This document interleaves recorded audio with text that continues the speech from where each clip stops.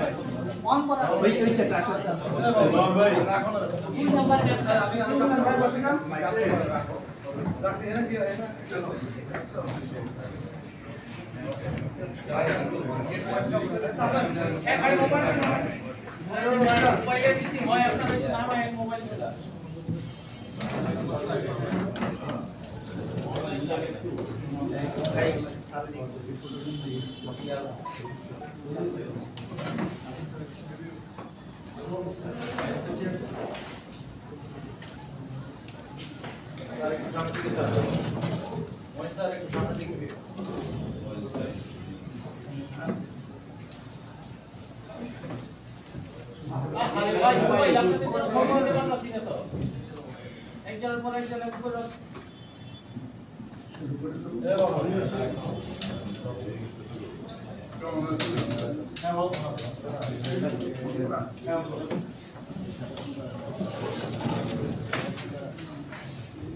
বিসমিল্লাহির রহমানির রহিম। প্রিয় সাংবাদিক ভাই ও বোনেরা, আসসালামু আলাইকুম। বাংলাদেশ জাতীয়তাবাদী দল বিএনপির জাতীয় স্থায়ী কমিটির পক্ষ থেকে আজকের এই সংবাদ সম্মেলন, আপনারা কষ্ট করে এই সংবাদ সম্মেলনে উপস্থিত হওয়ার জন্য আমরা স্থায়ী কমিটির এখানে সদস্যবৃন্দ উপস্থিত, তারা আপনাদের কাছে কৃতজ্ঞতা প্রকাশ করি, ধন্যবাদ জানাই। দীর্ঘ প্রায় 16 বছর অগণতান্ত্রিক বর্বরতম ফ্যাসিবাদ বিরোধী আন্দোলন সংগ্রামের ধারাবাহিকতায় 2024-এর জুলাই আগস্টের রক্তাক্ত ছাত্র জনতার গণ অভ্যুত্থানের মধ্য দিয়ে বাংলাদেশ ফ্যাসিবাদ মুক্ত হয়।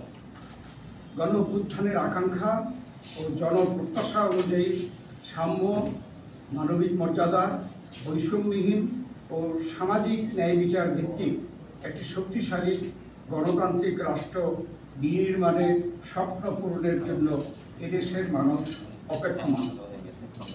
ফ্যাসিবাদী আওয়ামী শাসনের পতন হয়েছে, বিজয় হয়েছে ছাত্র জনতার গণ অভ্যুত্থান, কিন্তু 9.5 মাসে জনপ্রত্যাশা বা গণ অভ্যুত্থানের আকাঙ্ক্ষা কতটুকু এর মধ্যে পূরণ হয়েছে তা বিশাল প্রশ্নের সম্মুখীন। ফ্যাসিবাদ বিরোধী জাতীয় ঐক্যে ফাটল ধরতে শুরু করেছে, অথচ আগামী বাংলাদেশের মূল চালিকা শক্তি এই ঐক্যকে বজায় রেখে একটি শক্তিশালী গণতান্ত্রিক বাংলাদেশ বিনির্মাণের কোনো বিকল্প নেই। এই ঐক্যের স্বার্থে অন্তর্বর্তী সরকারকে সর্বোচ্চ নিরপেক্ষতার অবস্থান বজায় রাখা দরকার। কিন্তু লক্ষ্য করা যাচ্ছে যে কোনো মহলের রাজনৈতিক ফায়দা হাসিলের এজেন্ডা বাস্তবায়ন করেই যেন সরকারের কর্ম পরিকল্পনার অংশ হয়ে দাঁড়িয়েছে। এই বক্তব্য আমরা বারবার উচ্চারণ করেছি। অন্তর্বর্তীকালীন সরকারের সাম্প্রতিক কিছু কর্মকাণ্ডে সরকারের নিরপেক্ষতা নিয়ে জনমনে সংশয় সৃষ্টি হয়েছে। অন্তর্বর্তীকালীন সরকারের নিরপেক্ষতা বজায় রাখার স্বার্থে বিতর্কিত কয়েকজন উপদেষ্টা যাদের বক্তব্যে এবং কর্মকাণ্ডে সরকারের ভাবমূর্তি ক্ষুণ্ণ হচ্ছে, এমন বিতর্কিত উপদেষ্টাদের সরিয়ে দেওয়ার দাবি আমরা তুলেছিলাম। অন্তর্বর্তীকালীন অস্থায়ী সরকার একমাত্র ম্যান্ডেট হচ্ছে একটি সুষ্ঠু, অবাধ, নিরপেক্ষ জাতীয় সংসদ নির্বাচন অনুষ্ঠান করা, অথচ সরকারের মুখপাত্র হিসাবে প্রধান উপদেষ্টার প্রেস সচিব বলেছেন যে এই সরকারের সব কিছু করার ম্যান্ডেট রয়েছে, কোট আনকোট, এই সরকারের সব কিছু করার ম্যান্ডেট রয়েছে। মানবিক করিডোর ও চট্টগ্রাম বন্দর সহ সরকারের বিভিন্ন বক্তব্য এবং কর্মকাণ্ডে জাতীয় স্বার্থ রক্ষিত হচ্ছে কিনা সেটা সর্বাগ্রে বিবেচনায় নেওয়া দরকার। এছাড়াও এমন জাতীয় গুরুত্বপূর্ণ ও দীর্ঘমেয়াদী নীতি নির্ধারণী কোনো সিদ্ধান্ত নেওয়ার এখতিয়ার অন্তর্বর্তীকালীন সরকারের, অস্থায়ী সরকারের আছে বলে এদেশের মানুষ মনে করে না। দেশের নিরাপত্তা ও সংশ্লিষ্ট স্পর্শকাতর ও জাতীয় গুরুত্বপূর্ণ দ্বারা নির্বাচিত সরকার কর্তৃক জাতীয় ঐক্যমতের ভিত্তিতে গৃহীত হওয়াই সমীচীন। সাংবাদিক ভাই বোনেরা, অন্তর্বর্তী সরকারের যে সমস্ত উপদেষ্টাগণ একটি নূতন রাজনৈতিক দলের সাথে প্রত্যক্ষ ও পরোক্ষভাবে জড়িত বলে সবাই জানে ও বুঝে, উপদেষ্টা পরিষদে তাদের উপস্থিতি সরকারের নির্দলীয় নিরপেক্ষ পরিচিতিকে ক্রমাগত প্রশ্নবিদ্ধ করে চলেছে বলেই সরকারের ভাবমূর্তি রক্ষার্থে তাদেরকে অব্যাহতি দেওয়া প্রয়োজন। জাতীয় নিরাপত্তা ও জাতীয় নিরাপত্তা উপদেষ্টা গতকালের বক্তব্য আবারও নূতন বিতর্কের জন্ম দিয়েছে। সরকারের ভাবমূর্তি রক্ষার্থে তাকেও অব্যাহতি দেওয়া প্রয়োজন হবে। ফেসিবাদের দোসর কয়েকজন উপদেষ্টাকে সরিয়ে দেওয়ার দাবি আমরা ইতিপূর্বে অনেকবার উত্থাপন করেছি। যেহেতু একটি জাতীয় সংসদ নির্বাচন অনুষ্ঠান করাই এই সরকারের প্রধান কাজ, তাই মাথাবাড়ি উপদেষ্টা পরিষদ না রেখে শুধুমাত্র দৈনন্দিন কাজকর্ম রুটিন ওয়ার্ক পরিচালনার জন্য একটি ছোট্ট আকারের উপদেষ্টা পরিষদ রাখাই বাঞ্ছনীয়। রাজনৈতিক দলগুলোর ঐক্যমতের ভিত্তিতে একটি সংস্কার সনদ তৈরির প্রক্রিয়ার মধ্যে আলাপ আলোচনা অব্যাহত থাকা সত্ত্বেও এই বিষয়গুলো নিয়ে এবং স্থানীয় সরকার নির্বাচনের দাবিতে একটি দলের নির্বাচন কমিশন ঘেরাও কর্মসূচি আমাদেরকেও ও সরকারকে বিব্রত করেছে।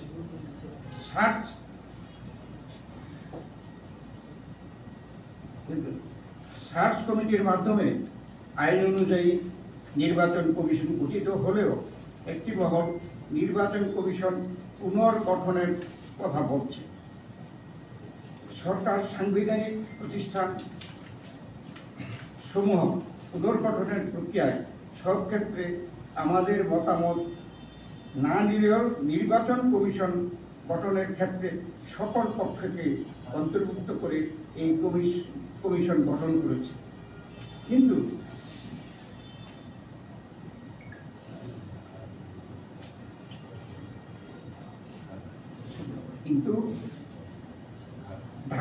ঢাকা দক্ষিণ সিটি কর্পোরেশনের মেয়র সংক্রান্ত বিষয়ে আদালতের রায় অনুযায়ী গেজেট নোটিফিকেশন করায় নির্বাচন কমিশনকে অন্যায় অযৌক্তিকভাবে প্রশ্নবিদ্ধ করা হচ্ছে।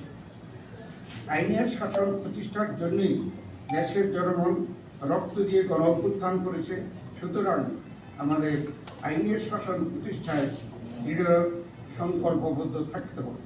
আমরা আশা করব নির্বাচনী ট্রাইব্যুনাল ও উচ্চ আদালতের রায়ের প্রতি সম্মান প্রদর্শন করে অতি শীঘ্র সরকার ঢাকা দক্ষিণ সিটি কর্পোরেশনের মেয়র হিসাবে জনাব ইশরাক হোসেনকে শপথ গ্রহণের ব্যবস্থা করবে।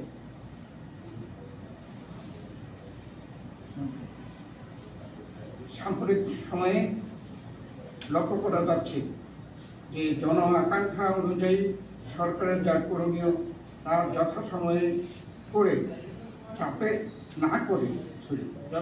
না করে চাপের মুখে কাজ করার সংস্কৃতি ইতিমধ্যে সরকারের সক্ষমতা মর্যাদা ক্ষুণ্ণ করেছে এবং অন্যদেরকে একই প্রক্রিয়ায় দাবি আদায়ের নির্যাতন প্রদান করেছে। এই অনুপকৃত বিব্রতকর পরিস্থিতির দায় পুরোটাই সরকারের বলে আমরা মনে করি। নির্বাচন কমিশন সাংবিধানিক দায়িত্ব হচ্ছে রাষ্ট্রপতি নির্বাচন, জাতীয় সংসদ নির্বাচন ও রাষ্ট্রপতি নির্বাচন অনুষ্ঠান। এমন বাস্তবতার স্থানীয় সরকার নির্বাচনের দাবিতে নির্বাচন কমিশন ঘেরাও করার বিষয়টি উদ্দেশ্যমূলক ও রহস্যজনক। জুলাই ছাত্র গণ অভ্যুত্থানের আকাঙ্ক্ষাকে ধারণ করে মানুষের হারানো গণতান্ত্রিক অধিকার, সাংবিধানিক অধিকার, মানবাধিকার সহ ভোটাধিকার নিশ্চিত করার লক্ষ্যে যথাশীঘ্র সম্ভব জন আকাঙ্ক্ষা অনুযায়ী একটি নির্বাচিত রাজনৈতিক সরকার প্রতিষ্ঠা করাই এখন সর্বোচ্চ অগ্রাধিকার। তাই আমরা একটি সুষ্ঠু অবাধ নিরপেক্ষ নির্বাচনের মাধ্যমে ডিসেম্বর 2025-এর মধ্যে একটি জাতীয় সংসদ গঠনের জন্য অবিলম্বে সুনির্দিষ্ট রোডম্যাপ ঘোষণার দাবি জানাচ্ছে। এই সর্বোচ্চ জন আকাঙ্ক্ষাকে সর্বোচ্চ অগ্রাধিকার দেওয়া বর্তমান অন্তর্বর্তী সরকারের প্রধানত এজেন্ডা হওয়া উচিত বলে জনগণ মনে করে। এর অন্যথা হলে জনগণের দল হিসাবে বিএনপির পক্ষে এই সরকারের প্রতি সহযোগিতা অব্যাহত রাখা কঠিন হয়ে থাকে। প্রিয় সাংবাদিক ভাই বোনেরা, যেহেতু সংস্কার একটি চলমান প্রক্রিয়া, তাই সংস্কার ও নির্বাচন প্রক্রিয়া দুটোই একসাথে চলতে পারে। কথিত ফেসিবাদী শক্তি ও ব্যক্তির অর্থাৎ দল ও মানবতা বিরোধী অপরাধে অভিযুক্ত ব্যক্তিদের বিচার প্রক্রিয়া চলমান থাকে। যে বিষয়গুলো এই সংবাদ সম্মেলনের মাধ্যমে আপনাদের সামনে উপস্থাপন করা হচ্ছে, সেই বিষয়গুলো আমাদের আগের প্রস্তাব ও পরামর্শের মতো উপেক্ষিত হলে তা হবে দুর্ভাগ্যজনক। সেক্ষেত্রে অনিবার্যভাবেই বিএনপি অন্তর্বর্তীকালীন সরকারকে সহযোগিতা রাখবে কিনা তা পুনর্বিবেচনা করতে বাধ্য। দেশের স্থিতিশীলতা বজায় রাখার স্বার্থে আইন শৃঙ্খলা পরিস্থিতির অবনতি রোধ করবে, নিত্য প্রয়োজনীয় দ্রব্যমূল্য জনগণের ক্রয় ক্ষমতার নাগালের মধ্যে রাখতে বিনিয়োগ, ব্যবসা বাণিজ্য, গতিশীলতা আনয়নের লক্ষ্যে নির্বাচন পূর্ব সময় পর্যন্ত সরকার ঐকমত্যের ভিত্তিতে রাষ্ট্র পরিচালনা করবে, এই প্রত্যাশা আমাদের সকলের। আপনাদের সকলকে ধন্যবাদ। প্রশ্ন করবো স্যার? হ্যাঁ, পাঠান। আমার নাম মইনুল রহমান, ইংরেজি কাজ করি। আমার দুইটা বিষয়ে আপনাদের কাছে, যে আপনারা বলছেন যে নতুন ছাত্রদের দলের সাথে সম্পর্কিত একজন উপদেষ্টা আছেন, যাদেরকে আপনারা পদত্যাগ করা বা সরকারের থেকে বের হয়ে যাওয়ার বিষয়ে বলছেন। আর একটা কথা বলেছেন যে ফ্যাসিবাদের কিছু দোষর উপদেষ্টা আছে, তাদেরকেও আপনারা অপসারণ করতে দিয়েছেন। তো আপনারা কি সুনির্দিষ্ট করে বলবেন যে আপনারা কতজন উপদেষ্টা এখানে আমার এই প্রেস স্টেটমেন্টই আছে এবং যাদের কথা বলেছি এটার মধ্যে কিন্তু নাম না বললেও সকলে বুঝতে পারবে। ধন্যবাদ। আর একটা বিষয় হলো যে যখন এই নির্বাচন কমিশন গঠন হয়েছিল 2022 সালের আইনে, তখন অনেক রাজনৈতিক দল এই 2022 সালের আইনের আগে যে নির্বাচন 2022 সালের আইনের একটা প্রতিবাদ তারা করেছিল যে এই আইনের অধীনে এটা সঠিক হবে না, শেখ হাসিনা শাসনামলে যেটা হচ্ছে। তো এখন এনসিপি সেটাকে সামনে নিয়ে আসছে, এদের বলছে যে 2022 সালের আইনে গত মাস যাবৎ এটা প্রতিষ্ঠা হয়েছে, এখন পর্যন্ত কিন্তু কেউ এ ব্যাপারে কোনো প্রতিবাদ করেনি এবং সেই সময় এখন পর্যন্ত যেই আইন দেশে প্রচলিত সেই আইন মোতাবেক করছে, নতুন আইন হয়নি। অতএব তারাও ওখানে সার্চ কমিটিতে নাম দিয়েছে। তো সবাই, হ্যাঁ, কেউ বাকি নেই, সবাই তো মতামত দিয়েছে। হ্যাঁ, সবাই মতামত দিচ্ছে। আমরা এখানে বলছি, এই স্টেটমেন্টে দেওয়া আছে যে আমাদের সকলের মতামত নিয়েই তারা এই নির্বাচন কমিশন করেছে। অতএব এখন আমরা মনে করি বিভ্রান্তি সৃষ্টি করা, জাতীয় সংসদের নির্বাচনকে বিলম্বিত করার যে সকল উশিলা প্রশ্ন আছে, তাহলে কি আপনারা এই মুহূর্তে সরকারের পদত্যাগ চান কিনা? আপনি আপনার পরিচয় দিয়ে কথা। আমার নাম জাহিদ, আমি আমার দেশে কাজ করি। হ্যাঁ, এটা এই সরকার কি নামে পরিচিত বা নিজেরাই কি নামে পরিচয় দিয়েছে, নিরপেক্ষ অন্তর্বর্তীকালীন সরকার। এখানে যদি কোনো ব্যক্তি প্রমাণিত হয় যে তারা নিরপেক্ষ নয়, তো সেখানে তাদের যে ক্লেম দাবি মোতাবেক তারা যদি নিরপেক্ষ নির্দলীয় সরকার হয়, সেখানে এই প্রস্তাবিত লোকজনকে রাখা ঠিক হবে। যোগ্যতার ভিত্তিতে কি কিভাবে এখন দেশ চালাবে, ফরম্যাটটা কি? কারণ হচ্ছে যে আপনাদের কাছে যেটি মনে হবে যে এটি যৌক্তিক, সেটি তো অন্য দলের কাছে যৌক্তিক নাও মনে হতে পারে। সেক্ষেত্রে সরকার ঐক্যমতের ভিত্তিতে দেশ পরিচালনা কিভাবে করবে? একটু মনে করিয়ে দেই, আমরা যখন এই সরকার গঠিত হয়, অন্তর্বর্তী সরকার, তখনও আমরা শুনতে পেয়েছি যে জাতীয় ঐক্যমতের ভিত্তিতে সরকার পরিচালনার জন্য একটা প্রস্তাব ছিল। আমরা যতটুকু পড়াশোনা করে শুনেছি আর কি গণমাধ্যমে, যে বিএনপি এটির সাথে থাকবে যে কর্মসূচি, কিন্তু এখনো তো সে ঐক্যমত হয় নাই। আলোচনার প্রেক্ষাপটে আলোচনা চলছে, সেটা আমি বলেছি এখানে আমাদের স্টেটমেন্টে বলেছি যে এখানে ঐক্যমতের আলোচনা হচ্ছে যে বিষয়গুলো নিয়ে, সেই বিষয়গুলো চলমান আলোচনা, এখনো সিদ্ধান্ত হয়নি। অতএব এখনই আর আমরা এখন আবার ক্ষমতায় নেই, আমরা এখন এই ঐক্যমতের ভিত্তিতে কিভাবে সরকার চালাবো এটা আমরা কিভাবে করবো? আমরা তো দাবি করছি যে এই ঐক্যমত মোতাবেক সরকার চালাতে হবে, কিন্তু এখন পর্যন্ত সেই মতের ঐক্য সৃষ্টি হয়নি, আলোচনা চলছে। দুইটা, একটা দলের উপদেষ্টা আছে এখানে, তাদের সাথে সম্পর্ক আছে, একটা দলের ইঙ্গিত করেছেন যদিও আমরা জানি। সেক্ষেত্রে কি আপনাদের পক্ষ থেকে অন্যান্য দলের পক্ষ থেকে উপদেষ্টা পরিষদে কাউকে নেয়ার ব্যাপারে আপনাদের কোনো প্রস্তাবনা আছে? না, এটা আসলে কখনোই আমাদের এরকম প্রস্তাব ছিল না, কারণ আমরা এটাকে নির্দলীয় নিরপেক্ষ সরকার আমরাও বলেছি, সেই জন্য আমরা প্রথম থেকে সমর্থন। সেটা হচ্ছে এখানে কিন্তু আমাদের বলা হয়েছে আমরা ডিসেম্বরের নির্বাচনের দিকে যাচ্ছি, জাতি যাচ্ছে সবাই 1 ডিসেম্বরের নির্বাচন, সেটাকে মাথায় রেখে একটা অনেকটা কেয়ারটেকার মোডের দিকে যাওয়ার কথা। কেয়ারটেকার মোডের দিকে যদি আমরা এগিয়ে যাই, তাহলে তো আজকের যে অ্যাডভাইজারি কমিটি এটাকে কমিয়ে কেয়ারটেকার মোডের দিকে যেতে হবে। সংখ্যা কমানোর কথা বলছে, বাড়ানোর কথা। কারণ আপনি যখন কেয়ারটেকার মোডে যাবেন, সংখ্যা আমাদের জানা আছে কেয়ারটেকারের 10 জন ছিল, ঠিক আছে, আমরা সংখ্যা বলছি না, কিন্তু আপনাকে সেদিকে যেতে হবে। আর যারা যারা বিতর্কিত তাদেরকে বাদ দিলে আমাকে সেদিকে যেতে হবে, কারণ আমি এটা নিরপেক্ষ নির্বাচনের কথা বলছি, নিরপেক্ষতার কথা বলছি। সুতরাং যাদের সম্বন্ধে বিতর্ক আছে তাদেরকে বাদ দিয়ে কেয়ারটেকার মোডের দিকে যেতে হবে, সংখ্যা কমিয়ে আনতে হবে, নির্বাচনের রোড ম্যাপ ঘোষণা করতে হবে। এটা হচ্ছে মূল কথা। খুশি ভাই, আমার নাম শিহাবুল, আমি কালের কথা থেকে এসেছি। লিখিত বক্তব্যে স্যার বললেন যে সরকারকে অসহযোগিতা করার এক ধরনের ইঙ্গিত আমাদেরকে দিলেন। সেক্ষেত্রে কি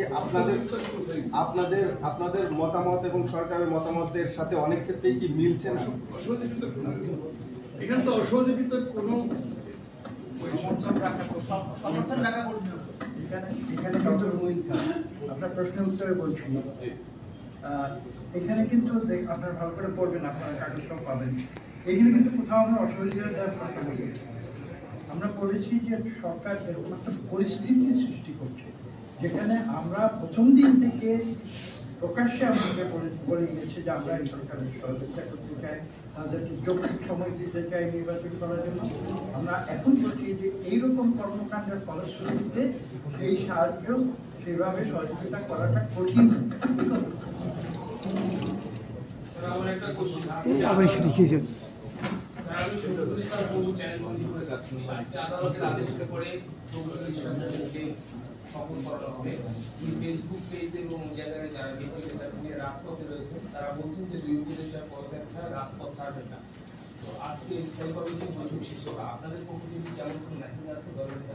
না, আমরা এখানেও বলেছি যে আমরা আশা করি যে নিম্ন আদালত এবং হাইকোর্ট থেকে যে রায়টা দিয়েছে তাকে শ্রদ্ধা করে অনতিবিলম্বে শপথ দেওয়ার জন্য।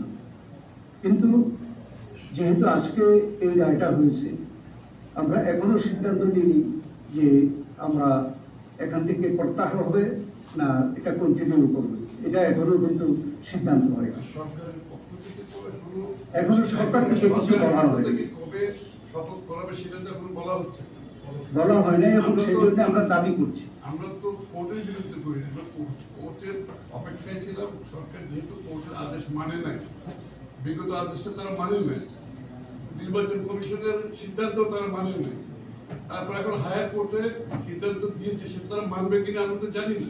আমরা অপেক্ষা করছি তারা কবে সব নেবে। সুতরাং সেই অপেক্ষায় আমরা আছি। তারা তো এখন বলে নাই যে কত তারিখে সব দিতে। আচ্ছা। কোর্ট বলছে 26 তারিখের মধ্যে দিতে হবে, তাই না? ধন্যবাদ আপনাদেরকে। একটা বিষয় আর প্রশ্ন- সেটা হচ্ছে যে চট্টগ্রাম পোর্ট নিয়ে বেশ আলোচনায় হচ্ছে, যদি শ্বশুর ভাই বাড়িতে উপদেষ্টা ছিল বা সালামুল ভাই এরা যদি একটু বলেন।